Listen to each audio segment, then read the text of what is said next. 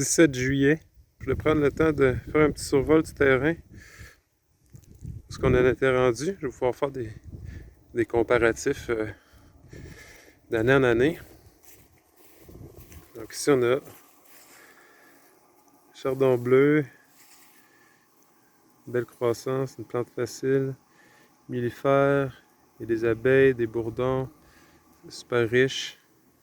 On a le thym, millifère aussi, magnifique tale, Edelweiss, fraises qui fournissent très bien, tomates, kale, gloire du matin, sauge russe. Et ici, l'œillet mignardier, si je le pointe bien, une petite tale. Je ne montrerai pas tout en détail, mais c'est pour faire un petit survol. Ça, c'est du bois, 3 cordes et demie, 2 cordes de 4 pieds. Un jour, on va couper ça. Déshydrateur solaire, très bon résultat. On va voir une journée, ce qui fait 30 degrés environ, thermomètre à l'extérieur, peut-être un 27-28 avec le vent, ça rafraîchit un peu. À l'intérieur, fait proche de 50 degrés, c'est un peu trop chaud. Je vais calibrer ça en faisant d'autres trous. Je vais pouvoir les fermer et les ouvrir.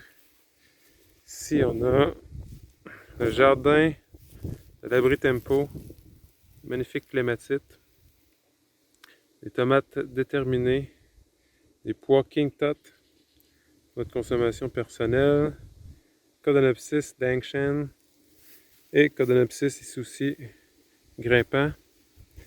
Ensuite, on a sarriette d'hiver pour consommation personnelle, puisque pour les semences, on a un peu de misère à réussir. Donc peut-être on va réussir un jour. On va les laisser croître puis évoluer. Thym serpolet encore une fois. La belle lavande, pleine de bourdons. C'est de toute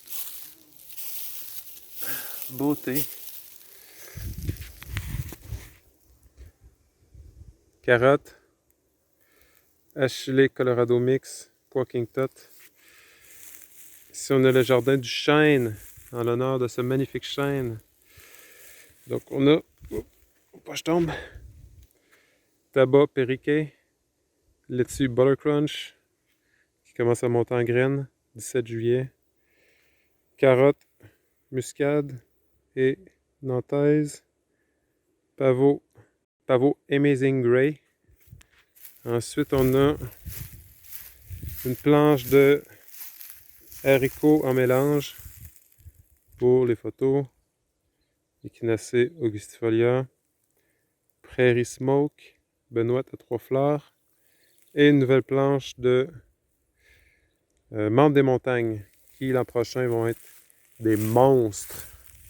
Ici on a le maïs Blue Jade qui a fallu ressemer 3 fois puisque les petits Suisses venaient manger les graines. Donc on a fini par réussir un semis. Alléluia. Merci mon Dieu. Ensuite, le jardin du spot à feu. On a The Lead Plant, Amorphea canescens, qui un jour deviendra grand et servira pour des tests de répulsifs insectes. Rhodiole, nouvelle technique de culture inspirée des grandes cultures en Alberta de rhodiole. Des plants de 3 ans, des plants de 1 an. Test de lentilles beluga, petite lentille noire, mélangée avec la cameline verse. Se fait emporter par les lentilles. Donc, ça pourrait être intéressant si je l'avais mis plus au centre à refaire. Ça, c'est le riz Zera Chanika, une variété polonaise qui pousse quand même bien. Ça ressemble à une graminée.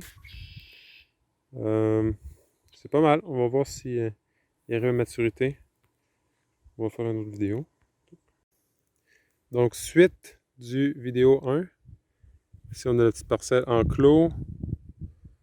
qui sert aussi de, disons, d'azote, d'herbe fourragère pour faire notre compost.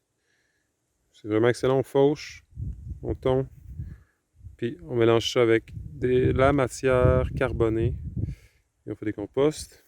Ici, on a du tabac periqué, sweet honey, l'armoise annuelle, diverses vivaces, dont de la réglisse sauvage, du trèfle des prés, et ouais, ça ressemble à ça.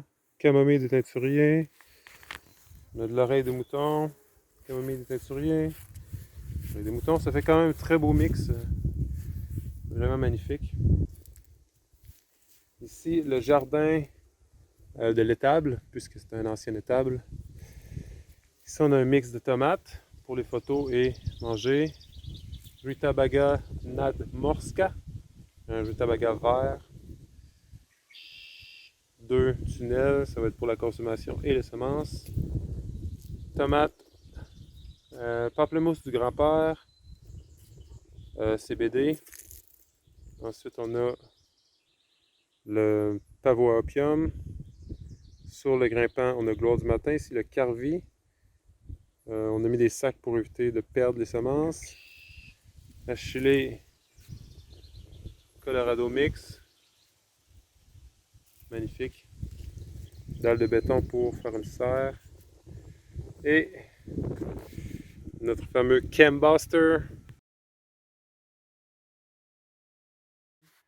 Monarde Didima avec Caragagné. Et on va aller dans le grand jardin. Ici. Partie ouest. Donc ici on a un mix de laitue. De Frank Morton. Plein de variétés différentes. C'est assez incroyable. C'est de toute beauté. Magnifique. Du basilic sacré. On a la chocha qui fait un travail incroyable pour grimper. Qui va vraiment faire un mur complet. On a la calendule qui fait un bon 40 pieds environ. On a le haricot grimpant Purple Potted qui est vraiment incroyable, qui garde une qualité gustative sur une longue période. On a le pois Golden Sweet qui produit très bien, qui s'habitue à son endroit, un endroit un peu plus sec sur le terrain, puisqu'on a un gros chêne qui va quand même puiser l'énergie, puisque son système racinaire doit facilement arriver jusqu'ici. Ensuite, on a la fameuse grande camomille, plante très facile de culture et très utile en pharmacopée. Ensuite, ici, une tomate Orange Peach. C'est comme la pêche jaune et la pêche rose, mais orange, qui est supposément être un accident d'un certain semencier ou hybrideur. Donc, j'ai hâte de voir ça. J'adore les tomates oranges. Ensuite, on a notre ail qui va bientôt être récolté. On a les aubergines qui sont sous filet pour éviter les dorifores. Parce que les dorifores aiment bien les aubergines. Ici, on a des concombres qui ont un peu de difficulté, qui semblent avoir des maladies fongiques. Je vais essayer de déterminer c'est quoi et agir en fonction ou les laisser aller, puis s'adapter, puis sélectionner les meilleurs sujets. Ceux qui ont moins, qui sont moins susceptibles de développer une maladie. Par la suite, un autre tomate, la tomate ramillette, qui est une tomate de conservation, c'est-à-dire pas conservation pour faire de la tomate à sauce tomate, mais conservation à température pièce, qui va être comparée avec la Madagascar, de l'Obélie cardinale. Ensuite, notre centre avec l'antenne d'électroculture. On a les tournesols Velvet Queen, là-dessus, et diverses verdures. Donc, ensuite, les carottes. Semées le 7 juillet. Ah. Il y a environ... C'est 11 mètres fois 30 pieds, donc 15 pieds à peu près chaque variété. Ici, on a le Chantenay Royal, génétique à ma mère, et Purple Dragon. Ensuite, ici, melon à Hogan ou Hogan. Donc, il est très très beau, très en santé.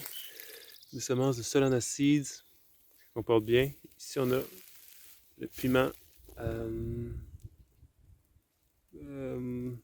Oh shit. Gochugaro. Le piment qui sert pour le kimchi, traditionnellement pour le kimchi. Le pois Gold Harvest. Pois à soupe vraiment incroyable qui goûte la noisette. Et ici, on a le poivron Bengals Blend qui donne des petits poivrons. Ah, ça sent bien. Petits poivrons de diverses couleurs. Rouge, noir, jaune, vert. En tout cas, vert, c'est juste poivron immature, mais on va voir. C'est un beau mix blé, variété Pembina et Centauré bleuet. Donc, comme qu'on voit ici, c'est un peu moins haut, côté nord, mais la lumière passe quand même bien au travers le blé, puisque le sud est vers là, un petit peu en diagonale vers là. Donc, c'est un bon test, ça se pousse bien. Ici, 110 oignons porte-graines de la variété Rosa di Milano, il me semble, ou un autre oignon rouge, il faudrait que je regarde mes notes. Mais ouais, ça ressemble à ça. C'est très bonne pousse, ils ont très bien repris. Très très belle conservation, je te dirais que je vous dirais, je sais pas à qui je parle, mais en tout cas. Très bonne conservation. Température environ 2 à 5 degrés. Taux d'humidité 50-60%. On en a perdu 2 sur 112. Fait que vraiment incroyable. C'est pas le Rosa di Milano, c'est le Red of Florence. Rouge de Florence. Ici, il va y avoir chou-rave, bientôt semé. Ici, Midnight Sun, tomate. Midnight Sun, feuillage de patate. Ici, petit espace libre. Yo man, je saurais faire une vidéo. Ok. Moutarde wasabi. Qui goûte très fort. Ça goûte le wasabi, vraiment. Donc, il faut juste faire attention pour pas qu'il pousse d'autres moutardes de la même espèce sur le terrain. C'est ça qui est dur quand on est semencier, c'est que tout se ressème. Ensuite, scutellaire, semis de fenouil bulbe pour tentative d'hivernation en sol. Ils ont bien germé. Ils sont beaux. Ici, ashwagandha, génétique du jardin des villageois. Je ne sais pas qu'est-ce qu'on voit. Je ne sais pas si on voit bien, mais en tout cas. Génétique du jardin des villageois. Il y a environ une vingtaine de plants. Notre génétique n'est pas très bonne, mais celle de l'herbothèque, vraiment excellente. C'est celle qu'on va garder. Les plants sont beaux, sont touffus, sont vigoureux. Donc, amélioration de la génétique, meilleure sélection. Ensuite, Molène d'Olympe. Le poussé là, spontanément, de toute beauté. C'est vraiment riche, c'est vraiment magnifique. Merci mon Dieu, parce que je ne sais pas comment elle est arrivée là, donc cadeau du ciel. Ensuite, notre petite station de... ici, on fait des purins, on fait des IMO qu'on appelle, des solutions de micro-organismes, notre eau de pluie. Ça ressemble à ça. OK. Donc ensuite, jardin du soleil levant, puisqu'il est à l'est. Celui qui est le plus à l'est ici. Donc, coque lourde, vivace. prime vert qui a bien produit. On va avoir des semences. Laitue cimarron. Elle commence à monter en graines. 17 juillet. Très belle laitue. Assez uniforme. On va faire une sélection pour l'uniformité et la montaison en graines, si c'est le bon terme. Astragalus membranaceus ou membraneus. Magnifique plante, fabacée, autonome. On taille, on coupe à la base du plant chaque année, environ à 10 cm du sol. Et par la suite, ça repousse avec plein de vigueur. Cette année, on va pouvoir récolter des semences puisque les plants ont 4 ans. Pavot d'Islande, première année, c'est une plante vivace. Diverses couleurs. Les pavots sont assez faciles de culture, demandent très peu. Sauge officinale, qui déjà a fini sa floraison, qui a duré environ 2 semaines. Oseille vivace, dont les semences sont prêtes. Oui, sont effectivement prêtes. Gaillet odorant, qui ne fleurit jamais, puisque j'ai l'impression que ce n'est pas son habitat tout à fait idéal. Il manque d'humidité dans le sol, parce qu'on a un sol assez sec ici. Donc ici, Scutellaire du Baïkal, sa floraison commence. Elle a été attaquée cette année par une chrysomèle dont je me souviens plus le nom. Elle a fini par partir, mais c'était assez ravageur sur le coup. Ensuite, pois Tom Tom, betterave Touchstone Gold pour semences et alimentation. Ici, c'est des campanules de différentes sortes. Ici, ça c'est de l'anémone pulsatile, première année, donc petit plant. Ensuite, ici, aigre-moine strié. Ici, brocoli Teiu, un brocoli sprouting broccoli. Donc, on récolte les, comment dire, les petites pousses, disons. Ça fait pas une grosse tête, ça fait plus des petites pousses. Donc, différentes têtes, assez tendres. Ici, Echinacée augustifolia. Non, c'est pas vrai, Echinacée purpurea. Donc, très bonne croissance. On voit qu'il y en a une qui est presque aussi haute que moi. Je mesure 6 pieds, elle fait environ 5 et 8. Guimauve qui, clairement, me dépasse. On va aller argousier, 3 plants femelles, un plant mâle. Ensuite, cerfeuil anisé, qui a un peu de misère ici, mais qui s'en sort quand même. Les semences s'en viennent. 17 juillet 2022. Ça, c'est armoise.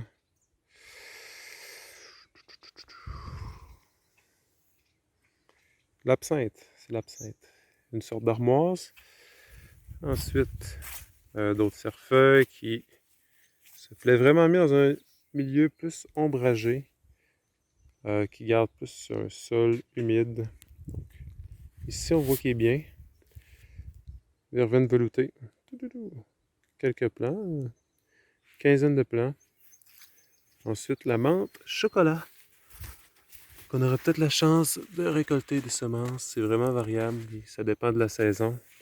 C'est pas la plus évidente, on essaye de l'adapter. Nouveau spot, fleurs sauvages. Ici, on en a une petite nouvelle. C'est la Great Blue Lobelia, la grande lobelie bleue, ou juste la grande lobelie, ou la lobelie bleue. Je ne sais pas exactement c'est quoi son nom le plus utilisé, mais elle va s'installer, c'est vivace. Ici, on a une petite roquette sauvage. Ici, Baptisia, lupin indigo bleu.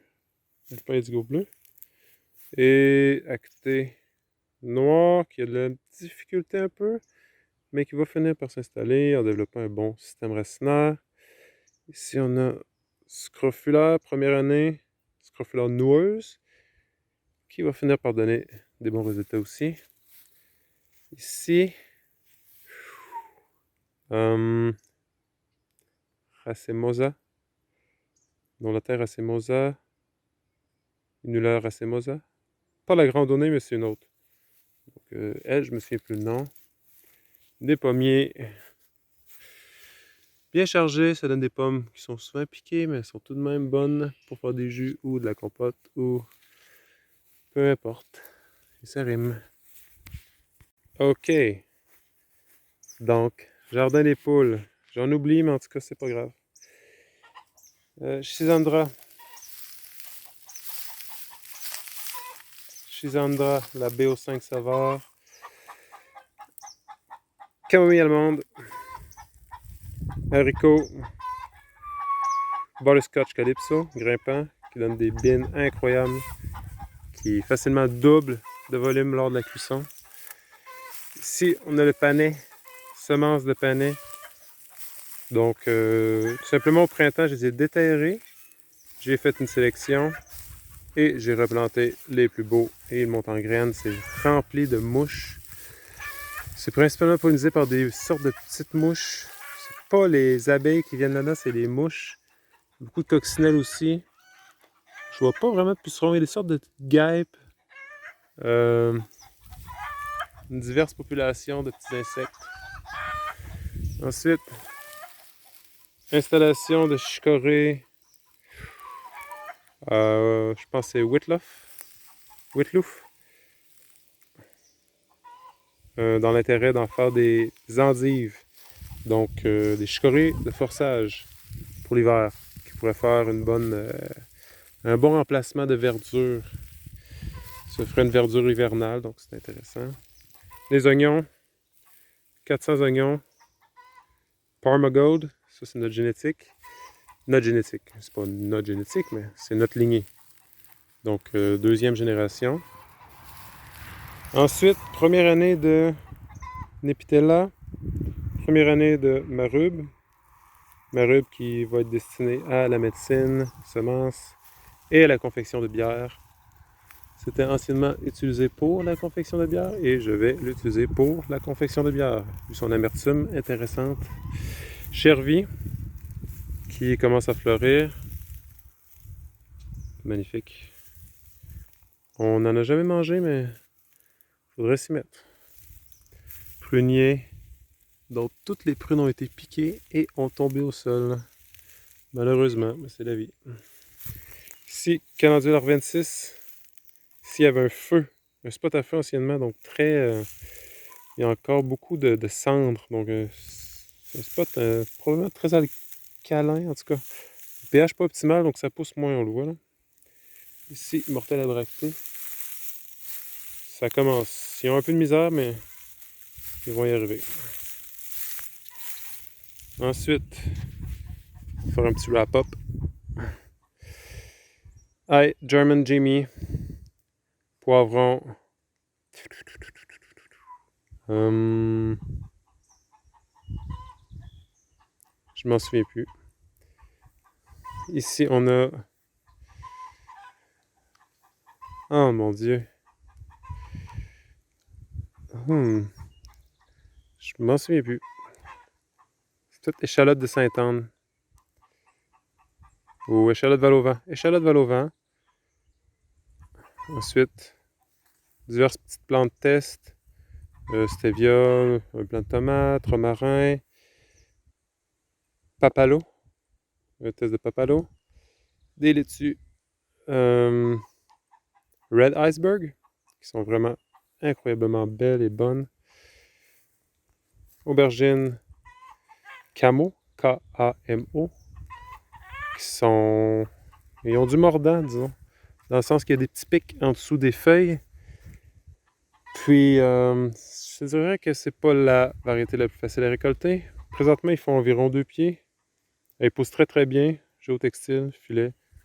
Bon résultat. Arnica. C'est le moment de récolter les semences.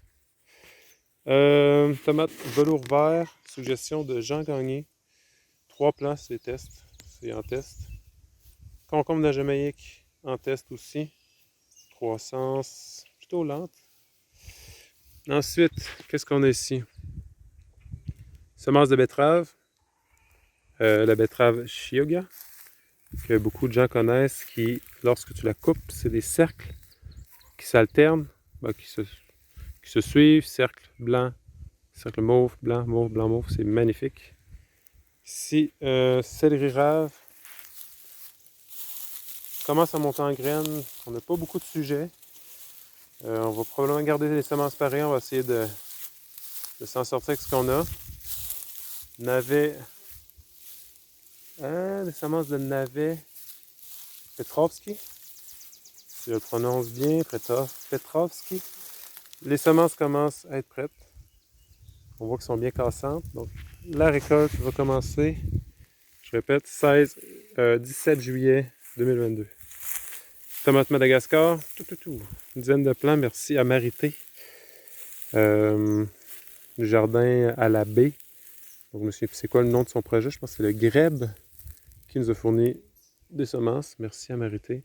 Sorgho, Corjard. Corage ou Corjard? Corage, je pense.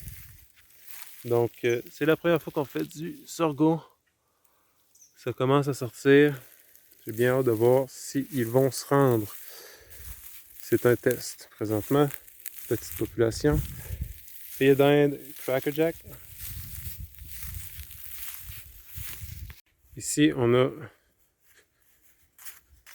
les bleuets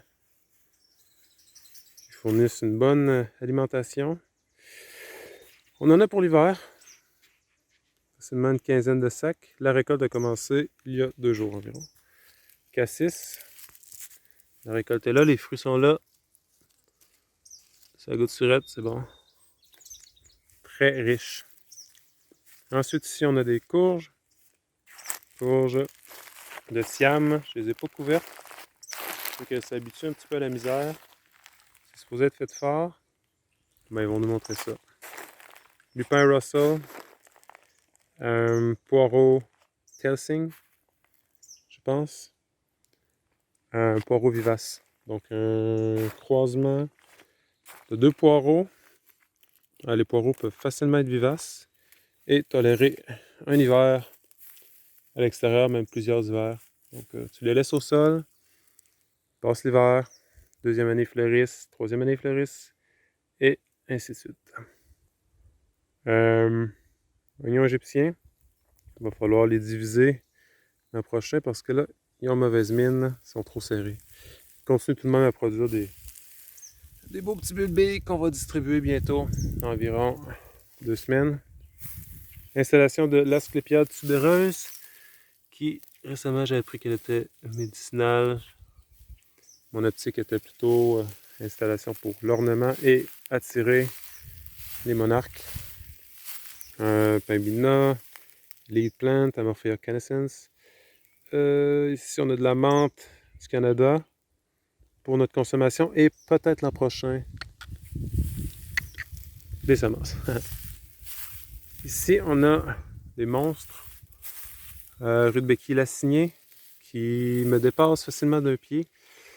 Elle va fleurir, on l'a habitué à un sol sec, tandis qu'habituellement c'est dans un sol plutôt humide. Bord de rivière, bord de lac, bord de ruisseau. Donc, plante magnifique mellifère qui peut se ressemer un peu partout. Mais qui, à ma grande surprise, se désherbe bien les rhizomes de surface. Donc, ça se désherbe assez bien quand même. Là. La tale se contrôle bien. Donc voilà.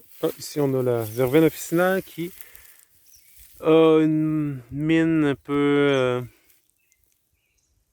mieux qu'avant. Au début, elle était un peu rouge. Elle avait de la misère. Là, elle s'installe tranquillement. Elle est vivace, donc elle va bien s'installer avec le temps. Mélisse, origan, c'est des choses qu'il y avait déjà. Mélisse, origan, ciboulette, livèche, des monstres. Et on a une pivoine en arrière cachée. Voilà pour le jardin qu'on a nommé le jardin d'ombre qui tombe à l'ombre vers 14 h. Ensuite, ici on a une vigne avec des beaux raisins verts.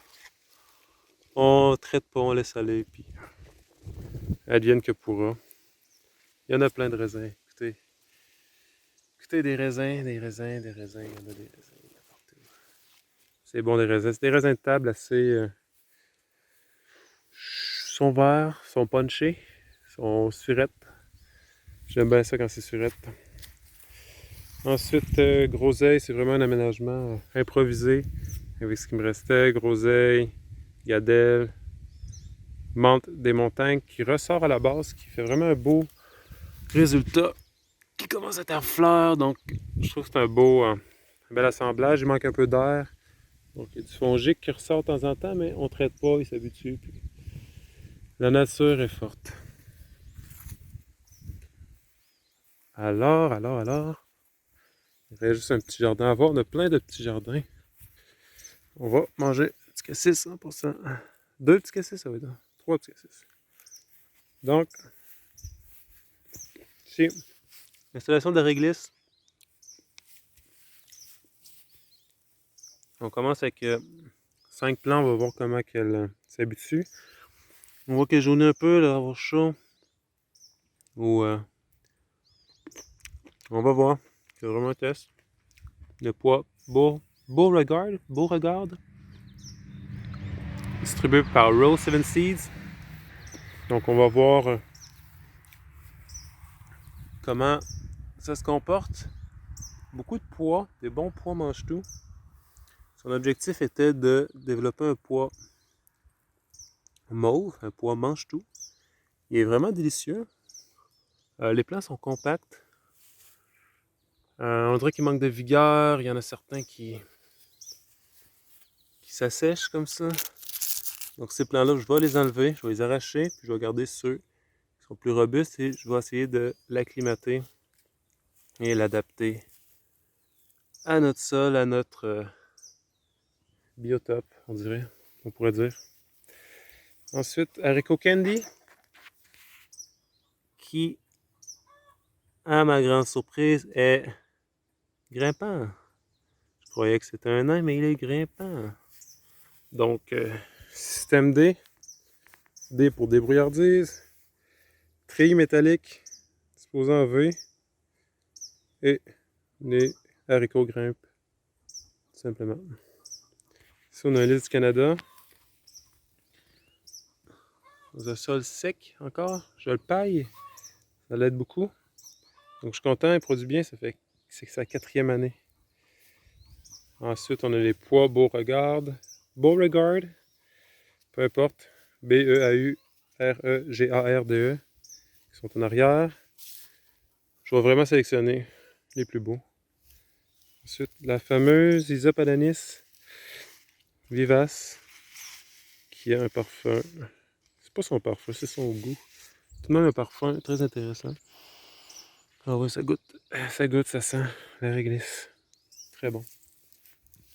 Donc ensuite, groseille 1, 2, 3, 4. Commence à produire 17 juillet 2022. Et les poules, les coqs qui ont chaud. Mais qui s'en sortent. Youhou! Ils sont sympathiques. Donc voilà. C'était la petite tournée des jardins des villageois. J'espère que ça vous a inspiré à développer votre propre petit paradis. Ça prend pas grand chose, la volonté, puis du temps, puis de la passion, puis de la patience. Et voilà, un jour magnifique, un ciel pratiquement bleu, avec des petits nuages, pas trop gênants. Et notre compost, on fait nous-mêmes, en alternant notre azote qu'on fauche ici, et en alternant avec des étages de fumier de poulet, donc de litière de poulet. Donc, on met un étage de litière de poulet, 20 cm environ, 15 cm, 15 cm litière, 15 cm azote, donc fauchage. Et ainsi de suite, on finit par La litière qui est essentiellement carbonée et en plus azotée. Et, il y a plein de bonnes choses dans le caca de poule. Donc je me marie avec des tas de 5-6 pieds et ça fond jusqu'à 2 pieds. Donc il y a de la dynamite là-dedans pour les plantes. Un autre tas ici. Et voilà, les amis. Donc, voilà. En vous souhaitant une magnifique journée.